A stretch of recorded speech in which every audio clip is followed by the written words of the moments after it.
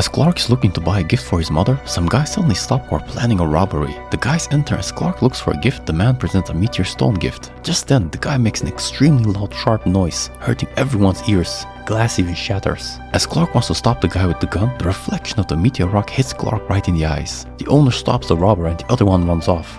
As Lana comes up to Clark, he says he can't see.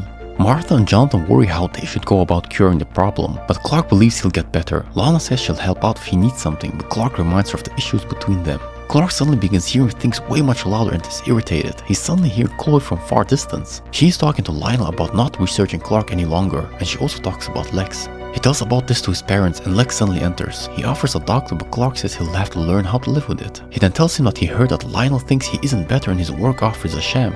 Clark then hears his parents concerned about Jonathan overworking himself. When Chloe visits Clark, he asks her how long she's been looking into his life, which is since last spring. She was intrigued and knows she made a bad decision.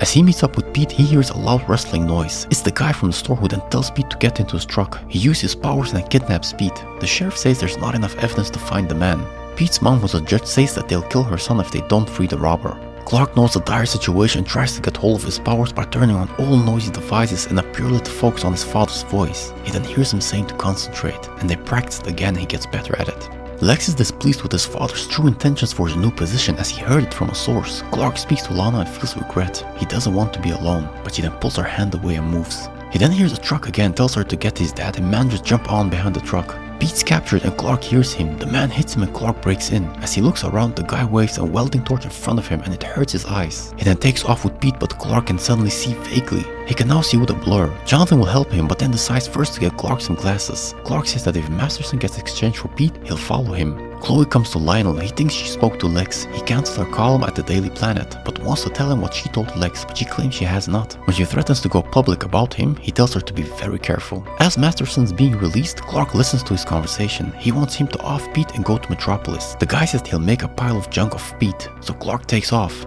Pete's in a car, the wreckage as being pressed. Clark finds Nathan, but he uses his voice again. As Clark suffers, the car wreckage falls on top of Nathan. Pete yells and Clark finally hears him. He stops the pressing machine and saves crying Pete. Chloe says that she lost the column and her father lost his job. Clark then asks Lex why he fired her father, but he suspected it was Chloe's dad who spread the gossip and Chloe told him. He then says that he has the advantage here. Lana then meets Clark and tells him that she met someone. He finds it unfortunate but thanks her for being honest.